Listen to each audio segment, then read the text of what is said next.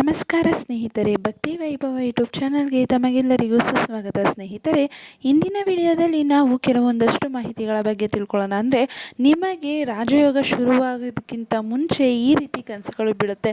ಹಾಗಿದ್ರೆ ನಿಮಗೂ ಏನಾದರೂ ಈ ರೀತಿ ಕನಸು ಬಿದ್ದಿದೆಯಾ ಅಥವಾ ಕನಸು ಬೀಳ್ತಾ ಇದೆಯಾ? ನಿಮಗೆ ರಾಜಯೋಗ ಶುರು ಆಗುತ್ತೆ ಅಂತಲೇ ಅರ್ಥ. ಹಾಗಿದ್ರೆ ಯಾವ ಥರ ಕನಸು ಬಿದ್ದರೆ ರಾಜಯೋಗ ಶುರು ಆಗುತ್ತೆ, ನಮ್ಮೆಲ್ಲ ಕಷ್ಟ ಕಾರ್ಪಣ್ಯಗಳು ದೂರವಾಗುತ್ತೆ ಅನ್ನೋದನ್ನು ವಿಡಿಯೋ ಮೂಲಕ ನೋಡೋಣ. ವಿಡಿಯೋ ಮೂಲಕ ನೋಡೋದಕ್ಕಿಂತ ಮುಂಚೆ ದಯವಿಟ್ಟು ಚಾನಲನ್ನು ಸಬ್ಸ್ಕ್ರೈಬ್ ಮಾಡ್ಕೊಳ್ಳಿ. ಹಾಗೆ ವಿಡಿಯೋ ಇಷ್ಟ ಆಯಿತು ಅಂದರೆ ವಿಡಿಯೋಗೆ ಲೈಕ್ ಮಾಡಿ, ಶೇರ್ ಮಾಡಿ, ಕಮೆಂಟ್ ಮಾಡಿ.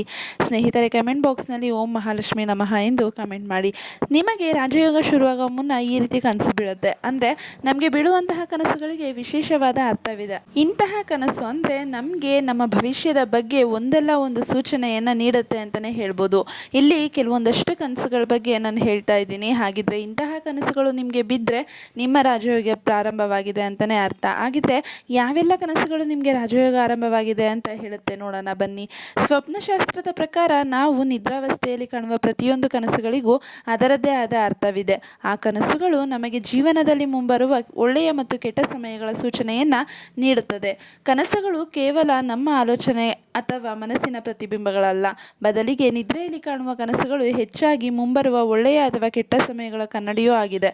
ಇಲ್ಲಿ ಒಂದಷ್ಟು ಕನಸುಗಳ ಕುರಿತು ಹೇಳಲಾಗಿದ್ದು, ಈ ಕನಸುಗಳು ನಮ್ಮ ಮುಂದಿನ ಜೀವನದಲ್ಲಿಯ ರಾಜಯೋಗದ ಕುರಿತು ಹೇಳುತ್ತದೆ. ಇಂತಹ ಕನಸುಗಳು ಬಿದ್ದರೆ ನಿಮ್ಮ ರಾಜಯೋಗ ಪ್ರಾರಂಭವಾಗಿದೆ ಎಂದರ್ಥ. ಮತ್ತು ಇವುಗಳು ಶುಭ ಕನಸುಗಳಾಗಿವೆ ಅಂತಲೇ ಹೇಳ್ಬೋದು. ಮೊದಲನೇದಾಗಿ, ಕನಸಿನಲ್ಲಿ ಹಸಿರು ಮರ ಅಥವಾ ಹಸಿರು ಸಸ್ಯಗಳು. ಅಂದರೆ ಸ್ವಪ್ನಶಾಸ್ತ್ರದ ಪ್ರಕಾರ ಶುಭ ಕನಸುಗಳಲ್ಲಿ ಇಂತಹ ಕನಸುಗಳು ಕೂಡ ಶುಭ ಸೂಚನೆಯನ್ನು ನೀಡುವಂತಹ ಕನಸಾಗಿದೆ. ನೀವು ಕನಸಿನಲ್ಲಿ ಹಸಿರು ಬಣ್ಣದ ಹೂಗಳನ್ನು ನೋಡಿದರೆ ಅಥವಾ ಹಸಿರು ಮರಗಳನ್ನು ಅಥವಾ ಸಸ್ಯಗಳನ್ನು ನೋಡಿದರೆ ಅದನ್ನು ಅತ್ಯಂತ ಶುಭ ಸಂಕೇತ ಅಥವಾ ಶುಭ ಕನಸು ಎಂದು ಹೇಳಲಾಗುತ್ತದೆ. ಸ್ವಪ್ನಶಾಸ್ತ್ರದ ಪ್ರಕಾರ ಇಂತಹ ಕನಸುಗಳು ಬಿದ್ದರೆ ಅದು ನಮಗೆ ಸಂತೋಷವನ್ನು ಮತ್ತು ಸಮೃದ್ಧಿಯನ್ನು ಮತ್ತು ಪ್ರಗತಿಯನ್ನು ಸೂಚಿಸುವಂತಹ ಕನಸುಗಳಾಗಿವೆ ಅಂತಲೇ ಹೇಳ್ಬೋದು. ಇಂತಹ ಕನಸುಗಳು ಮುಂಬರುವ ದಿನಗಳಲ್ಲಿ ನಾವು ಹಣಕಾಸಿನ ಲಾಭವನ್ನು ಪಡೆದುಕೊಳ್ಳುವ ಬಗ್ಗೆ ಹೇಳುತ್ತೆ ಅಂತಲೂ ಹೇಳ್ಬೋದು. ನಂತರ ಇನ್ನೂ ಒಂದು ಕನಸು ಬಂದು, ಕನಸಿನಲ್ಲಿ ದೇವಸ್ಥಾನ ಅಥವಾ ಉರಿಯುವ ದೀಪ ಕಾಣಿಸಿದ್ರೆ ಏನು ಅರ್ಥ? ನೋಡಿ ಸ್ನೇಹಿತರೆ, ಎಷ್ಟೋ ಜನಕ್ಕೆ ಕನಸಿನಲ್ಲಿ ದೇವಸ್ಥಾನಗಳು ಕಾಣಿಸ್ತಾ ಇರ್ತವೆ. ಹಾಗೆ ಕೆಲವೊಂದಷ್ಟು ಕನಸುಗಳಲ್ಲಿ ದೇವರು ಕೂಡ ಕಾಣಿಸ್ತಾರೆ. ಹಾಗಿದ್ರೆ ಅದರ ಅರ್ಥ ಏನು ಅನ್ನೋದಾದರೆ, ಸ್ವಪ್ನಶಾಸ್ತ್ರದ ಪ್ರಕಾರ ಕನಸಿನಲ್ಲಿ ನಾವು ದೇವಸ್ಥಾನವನ್ನು ನೋಡುವುದು ಅಥವಾ ಉರಿಯುವ ದೀಪವನ್ನು ನೋಡುವುದು ತುಂಬಾ ಶುಭವೆಂದು ಪರಿಗಣಿಸಲಾಗಿದೆ. ದೇವಸ್ಥಾನವಾಗಲಿ ಅಥವಾ ದೀಪವಾಗಲಿ ದೈವಿಕ ಶಕ್ತಿಯ ರೂಪವಾಗಿದೆ ಅಂತಲೇ ಹೇಳ್ಬೋದು. ಇವುಗಳಲ್ಲಿ ದೈವಿಕ ಶಕ್ತಿಯು ನೆಲೆಸಿರುತ್ತದೆ. ನಿಮಗೂ ಇಂತಹ ಕನಸುಗಳು ಬಿದ್ದರೆ ಸದ್ಯದಲ್ಲೇ ನಿಮಗೆ ರಾಜಯೋಗ ಪ್ರಾರಂಭವಾಗಲಿದೆ ಎಂದರ್ಥ. ಇದು ಧನಾಗಮನ ಅಥವಾ ರಾಜಯೋಗದ ಸೂಚನೆಯಾಗಿದೆ ಅಂತಲೇ ಹೇಳ್ಬೋದು. ನೋಡಿದ್ರಲ್ಲ ಸ್ನೇಹಿತರೆ, ದೇವಸ್ಥಾನ ಅಥವಾ ಉರಿಯೋ ದೀಪ ಅಂತ ಏನಾದರೂ ಕನಸು ಬಿದ್ದರೆ ಅದು ನಿಮಗೆ ಒಳ್ಳೆಯ ಸೂಚನೆ ಅಂತಲೇ ಹೇಳ್ಬೋದು. ಹಾಗೆ ಕನಸಿನಲ್ಲಿ ಹಸು ಮತ್ತು ಕರುವನ್ನು ಒಟ್ಟಿಗೆ ನೋಡೋದು ಶುಭ ಸಂಕೇತ ಅಂತಲೇ ಹೇಳ್ಬೋದು. ಮುಂಜಾನೆಯ ಕನಸುಗಳನ್ನು ಅತ್ಯಂತ ಶುಭವೆಂದು ನಂಬಿಕೆ ಇದೆ ನಮ್ಮ ಧರ್ಮದಲ್ಲಿ. ಅಷ್ಟು ಮಾತ್ರವಲ್ಲದೆ ಶೀಘ್ರದಲ್ಲೇ ನನಸು ಆಗುತ್ತೆ ಅನ್ನೋದು ಕೂಡ ಆಗುತ್ತೆ. ಮುಂಜಾನೆ ನಾವು ನಮ್ಮ ಕನಸಿನಲ್ಲಿ ಹಸು ಮತ್ತು ಕರುವನ್ನು ಒಟ್ಟಿಗೆ ನೋಡಿದರೆ ಅದನ್ನು ಅದೃಷ್ಟದ ಸಂಕೇತವಾಗಿರುತ್ತದೆ ಅಂತಲೇ ಹೇಳ್ಬೋದು.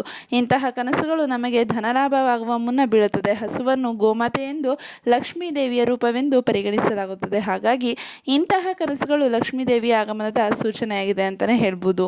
ಹಾಗೆ ಕನಸಿನಲ್ಲಿ ಚಿನ್ನಾಭರಣಗಳು ಕಾಣಿಸಿದರೆ ಏನರ್ಥ ಅನ್ನೋದಂತ ನೋಡೋದಾದರೆ, ಸ್ವಪ್ನಶಾಸ್ತ್ರದ ಪ್ರಕಾರ ನೀವು ನಿಮ್ಮ ಕನಸಿನಲ್ಲಿ ಚಿನ್ನ ಅಥವಾ ಚಿನ್ನದ ಆಭರಣಗಳನ್ನು ನೋಡುವುದು ತುಂಬಾ ಶುಭವೆಂದು ಹೇಳಲಾಗುತ್ತದೆ.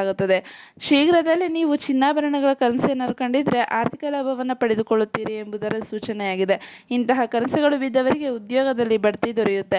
ವ್ಯಾಪಾರ, ವ್ಯವಹಾರ ಹಾಗೂ ಉದ್ಯಮದಲ್ಲಿ ಲಾಭ ಕೂಡ ಹೆಚ್ಚಾಗುತ್ತೆ. ಸ್ವಪ್ನಶಾಸ್ತ್ರದ ಪ್ರಕಾರ ನಾವು ನಮ್ಮ ಕನಸಿನಲ್ಲಿ ನೀರನ್ನು ನೋಡುವುದು ಅಥವಾ ಜಲಪಾತವನ್ನು ನೋಡುವುದು ತುಂಬಾ ಶುಭವೆಂದು ಕೂಡ ಪರಿಗಣಿಸಲಾಗುತ್ತದೆ.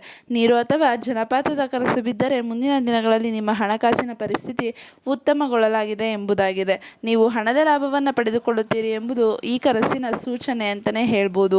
ಸ್ನೇಹಿತರೆ, ನೋಡಿದ್ರಲ್ಲ ಯಾವ ರೀತಿ ಕನಸು ಬಿದ್ದರೆ ಯಾವ ಅರ್ಥ ಅಂತ ನೀವು ತಿಳ್ಕೊಂಡ್ರಿ. ಹಾಗೆ ಈ ರೀತಿಯೆಲ್ಲ ಕನಸು ಬಿದ್ದಿದ್ರೆ ನಿಮಗೆ ತುಂಬಾ ಶುಭ. ಹಾಗೆ ರಾಜಯೋಗ ಕೂಡ ಶುರುವಾಗುತ್ತೆ ಮುಂದಿನ ಜೀವನದಲ್ಲಿ. ಹಾಗೆ ಧನಾಗಮನ ಹೆಚ್ಚಾಗುತ್ತೆ, ಲಕ್ಷ್ಮಿಯು ನೆಲೆಸಿರ್ತಾರೆ, ಹಾಗೆ ದೈವಿಕ ಶಕ್ತಿಯು ಅಂತಲೇ ಹೇಳ್ಬೋದು. ಸ್ನೇಹಿತರೆ, ಈ ಒಂದು ಮಾಹಿತಿ ನಿಮಗೆ ಇಷ್ಟ ಆಗಿದೆ ಅಂತ ಅನ್ಕೊತೀನಿ. ಇಷ್ಟ ಆಗಿದ್ರೆ ವಿಡಿಯೋಗೆ ಲೈಕ್ ಮಾಡಿ, ಶೇರ್ ಮಾಡಿ, ಕಮೆಂಟ್ ಮಾಡಿ. ಹಾಗೆ ದಯವಿಟ್ಟು ಚಾನಲನ್ನು ಸಬ್ಸ್ಕ್ರೈಬ್ ಮಾಡ್ಕೊಳ್ಳಿ. ವಿಡಿಯೋ ವೀಕ್ಷಿಸಿದ್ದಕ್ಕಾಗಿ ಧನ್ಯವಾದಗಳು.